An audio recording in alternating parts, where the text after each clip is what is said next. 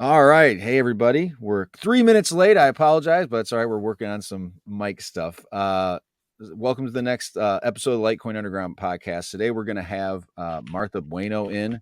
I'm going to call her just a jack of all libertarian trades. I don't even know maybe I'm jumping the gun a bit, but we're going to kind of learn who she is, kind of her involvement. Obviously, this is a crypto show, a little bit of conversation about crypto and some of the other topics that she's interested in.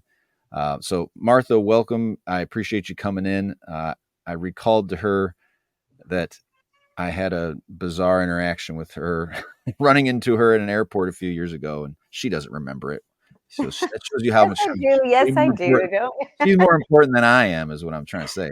But yeah, so I don't know if I always find these bio things for me to introduce you maybe is less less valuable than you just doing it yourself. Just tell us a little bit about you and kind of your Twitter activity and kind of who you are. Sure. So, again, like you said, Martha Bueno, and I got into politics about 20 years ago when I realized that I didn't quite fit in the Republican or the Democrat category. And I was like, there's got to be something else out there. And an uncle of mine is like, you sound like a libertarian. I was like, what? Are you insulting me? And so learned all about libertarianism and went head first. I've been a lifetime member. Beyond that, I've been an entrepreneur, a mother of four. And about 10 years ago, I got really bitten by the bug to just go out and make a difference. I've been following Ross Ulbricht's case, became very involved with that, especially in the last few years, as his mother's a personal friend of mine. And just all things freedom. We briefly mentioned before we got started circumcision.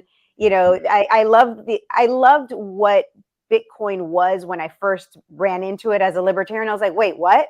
This currency that didn't exist and now it does, and it can circumvent the government, and we can go around it and not pay taxes and use it to buy things. So just all things liberty is basically how I would describe myself. I'm fascinated by all of these subjects and how humans, how we can change our world, how we can make our world better and more free. Well, so I know an important element for you, and I don't know if you grew up in Cuba. Not sure that you did, but your family, did you grow up there and then you guys? I didn't. I was actually Okay. born in the US. My parents were both born and raised in Cuba. My dad was a political prisoner and my mom broke him out of jail. I mean, liberty No. literally runs in my veins. We then moved to Venezuela, where, for those who don't know, Venezuela is now also a socialist communist country. So my parents had to, in their relatively short lives, have had to escape socialism, communism twice. And so I say that it follows me around, and I'm hoping to break that cycle of abuse before it reaches the U.S., although it's kind of already here. So in Cuba, your parents, you have two domestic terrorists that were your parents, right? One a political. So can I ask why he was a political prisoner? Did he speak his Yeah, mind? What happened? he did. He was a young man in college, and he was forced to accept. He had to take a class in Leninism and Marxism, and he was like, "No, this is wrong. This is terrible. And if you do not accept Leninism, Marxism in Cuba, you cannot graduate with a diploma. Therefore, you can also not work in any of the government controls every aspect. You cannot work unless you work for the government. If you don't accept Leninism, Marxism as your Lord and Savior, you basically, the rest of your life in Cuba, you are a non-person." So my dad, as a young man, was like, "I'm getting out of here," married my mom and was like, "Let's go." My mom was like, "Okay." And then he got caught trying to escape. And at that point, my mom had a baby, and my grandmother was the one that set up the whole like escape plan. My grandmother and my dad kind of spoke a language amongst themselves, so she used that to coordinate everything, and then didn't go through with it at the last minute. My mom was like, "Fuck it, I'll do it," and she did. But yeah, he went to jail for essentially not wanting to be a Cuban citizen anymore, for wanting to leave, for wanting better for himself and his family, for refusing to accept that communist mentality, for refusing to accept that Marxism is good, for refusing to accept the greater good, which, by the way, I woke up today and all of Cuba has no energy. After 65 years of a brutal communist dictatorship, that I hear all these Marxist Americans, communist Americans, socialist Americans, and even everyday Americans are like, well, Cuba, it's because of the embargo. How is the power grid in Cuba the responsibility of the United States? Like they don't have access to anything. Cuba's an island that is surrounded by fish, and yet people are starving because their government says they can't even fish. They're not entitled to, they're not allowed to. If they go to the ocean without permission, they will get thrown in jail. I mean, it's just a horrible system. And I, again, going back to how I love all things freedom, it's innate in me because this human right that we have to be able to feed ourselves, clothe ourselves, defend ourselves. America has all of these things and we're throwing it away. We're like, it's not that important. You know what's important? Not hurting people's feelings. No, Mhm. the right to your being able to say what you need to say is a fundamental freedom. And I refuse to go down without a fight. I'm done, running away from these things. My parents ran away from Cuba. Granted, they didn't have the opportunities, they didn't have the free speech, they didn't have, social media, they didn't have all Yeah. these things that we have here.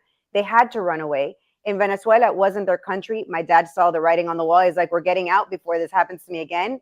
We did. And now in the US, if I don't stand and fight for this, I'm concerned for what's going to happen here.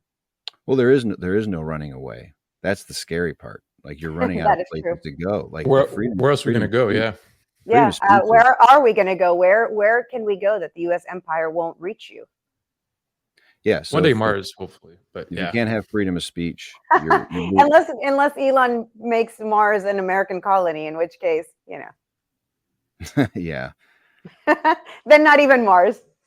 Well, he can probably only launch his ships with the permission of the federal government. So And the money of the federal government, of course. I It's saw they were trying to shut him down in California. Did you see that? no, They I did didn't. actually. Because of his his platform, basically. That they don't like his platform and his politics, and so they're essentially trying to figure out a way to not allow him to launch his ships. And it's like, this is crazy. It's just gotten crazy.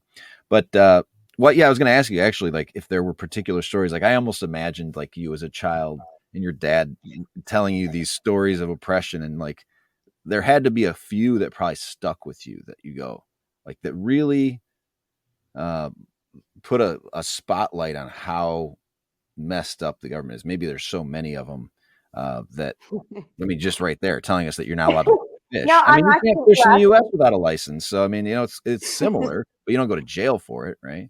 Right. Well, I'm actually laughing because I think it's the experience of most of my Cuban friends. We all have the same experience, which is our parents don't talk to us about these things. I think it's so painful to them, and my parents, my mom left when she was 21 years old, left Cuba, left her parents behind, left her siblings behind, left everything behind. So I think the experience of doing it sounds heroic when I tell it, but the actual reality of it is it's trauma, it's pain. Right. They went through so much, so they don't actually speak about it. Everything I know has been by either pulling it out of them, hearing it from my grandmother, whose name also was Martha Bueno, just without the H. She was like so proud of the story of how she, put all of that together. So that story I heard from her directly, but really my parents never told me any of this. And most of the information I got was just from observing. My grandfather, whom I lived with in his final years, he would stand at his doorstep and he'd be like, I'm just here until I can go back to Cuba. I just want to go home, go see my friends, go live my life. Like, I don't want to die here. It would be horrible for me to die here. I want to die in Cuba. I want to die where, I had my people, Yeah. and so those type of stories, that's what kind of got me to dig further and to ask my parents, like, what.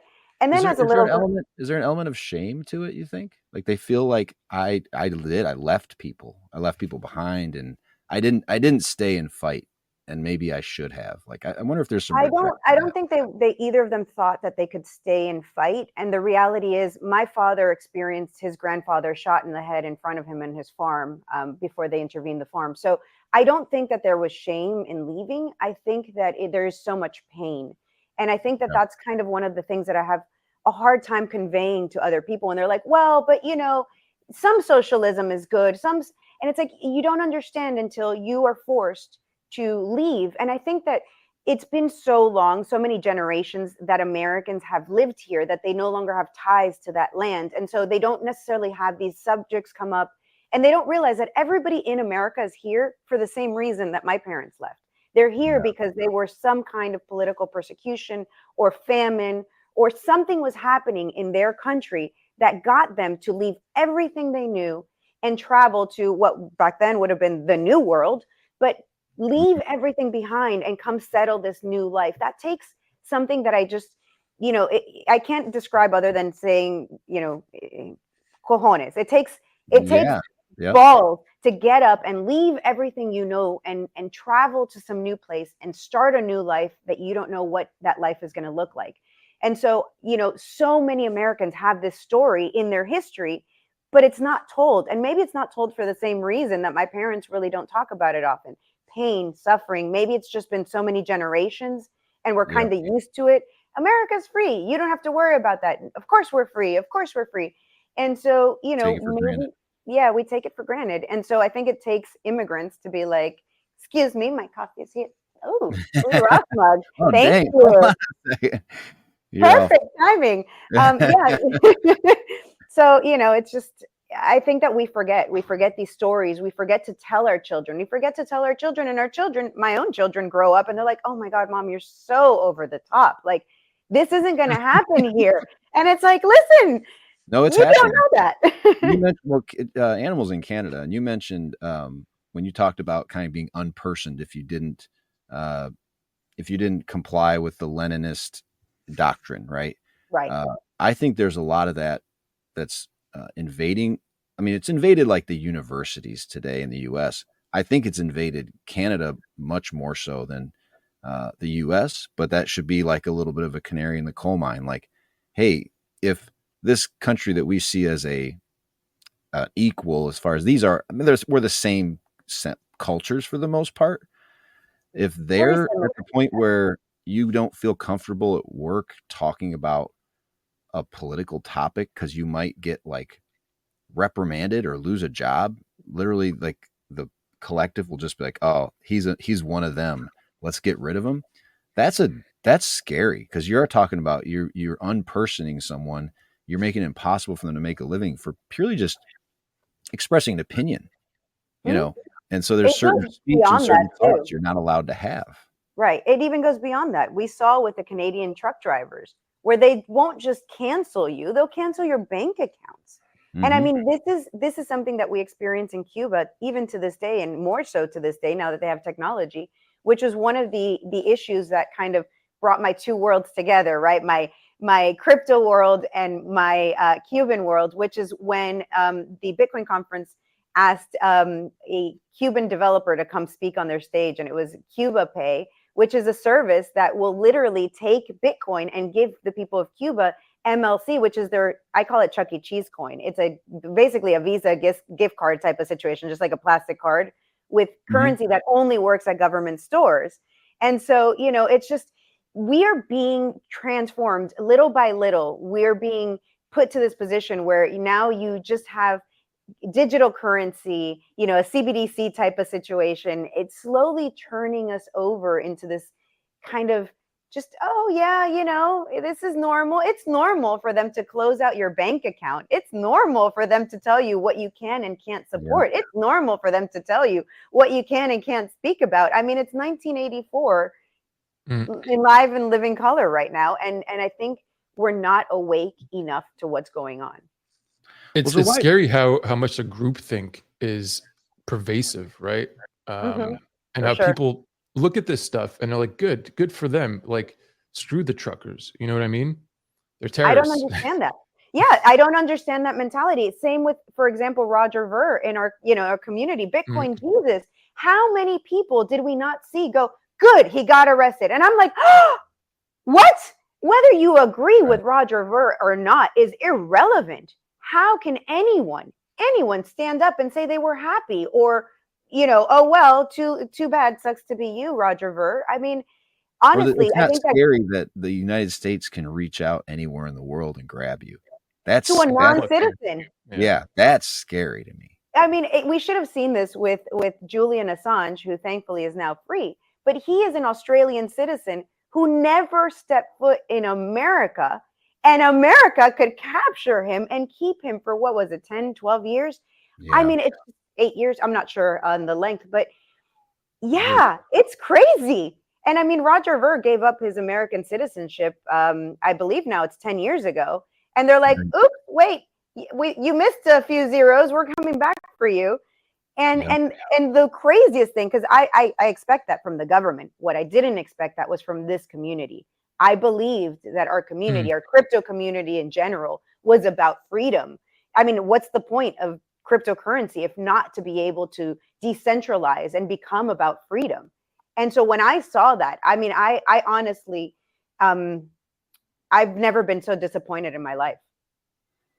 Yeah, I mean, I will say that I don't think that was a loud portion of people, but there were certainly people in the community that you're like, that don't seem to have any loyalty. Yeah, almost they have this hatred for Roger Ver, where I started out before the hard fork is when I was first introduced to it. And he was one of the guys that I still look at and say, he influenced me to not only be interested in Bitcoin, but to look at how the government functions and how money runs the system, how this control of the money system is so it's so awful. Right. And that to not acknowledge like, hey, this guy was out there speaking the real shit.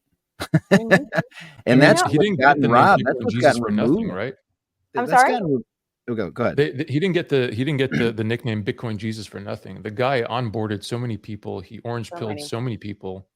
I think it's a misnomer, though.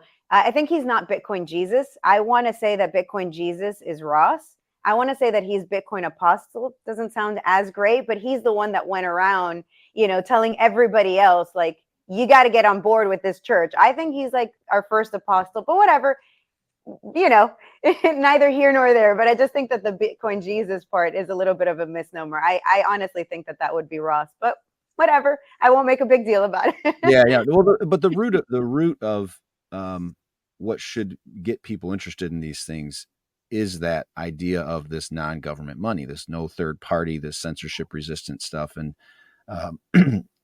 that message has also been kind of erased since 2017. Particularly 2021, it was like, it's now just ETFs and banks and how big can the money be, and let's have government gold.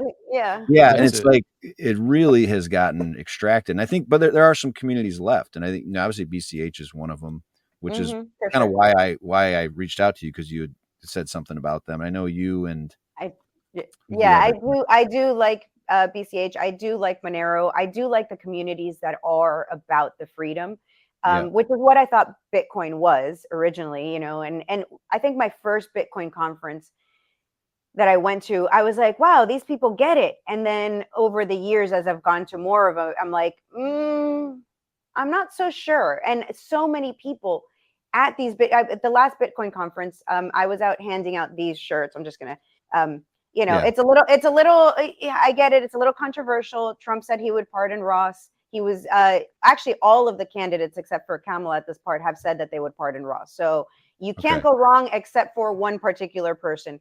But I was giving out anti-free speech.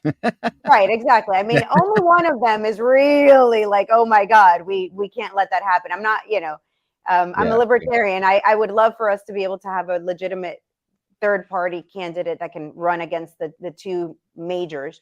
But at this conference, so many people, as I was handing them a shirt, and they're like, who's Ross? And I'm like, what do you mean, who's Ross? Like, what do you think? What do you know of Bitcoin if you don't know how our first use case happened? You're at this conference, you spent money, you flew across the country, you came here, and you don't know who Ross Ulbricht is. I think we've done a terrible job as a community of keeping that spirit alive. Of, we have our people who are being targeted, and if we're not standing behind them, what are we doing? Yeah, 100%. It's more of a political movement than a financial movement. And that it should be, at least, right? That's where, and that's why, like, honestly, one of the reasons I wanted to reach out to you, and I've been doing this. I do Twitter Spaces. I've been doing them for, honestly, it's been 3 years. I can't believe every week I do a Twitter Spaces. But we talk a lot about crypto, and of course, like the news that's going on in crypto. But we always gravitate towards these types of topics. And I do feel like if we aren't branching out as crypto community, if we just talk in our own circles all day, we're not going to get anywhere. And the easiest step to take is people who are libertarians or like gold bugs and silver, who kind of understand why these things have value in the first place. Mm-hmm. But I do have a lot of questions about, not that you represent the Libertarian Party. I know you were, I want to say you. I don't think they'd like that if I did. You're probably more aware of the drama, because from what I observe it from a distance, and it just feels like it's a complete shit show half the time, because it's difficult. You're asking a bunch of people who don't like order and individuals rules, want to be told what to do. Yeah. To all of a sudden, form around it. So, why do you think, though, like as a general principle, that the libertarian community is not more vocal about cryptocurrency? That they don't say, hey, let's pick one thing we can actually do and start controlling our own actions and acting independently of the state. And maybe some other things will fall in line later, but let's create our own diaspora inside the United States, right? Let's all interact, communicate via this money that we can use without permission. I think, you kind of hit on the main reason. So why haven't the Libertarian Party been able to do more or do a diaspora or be able to?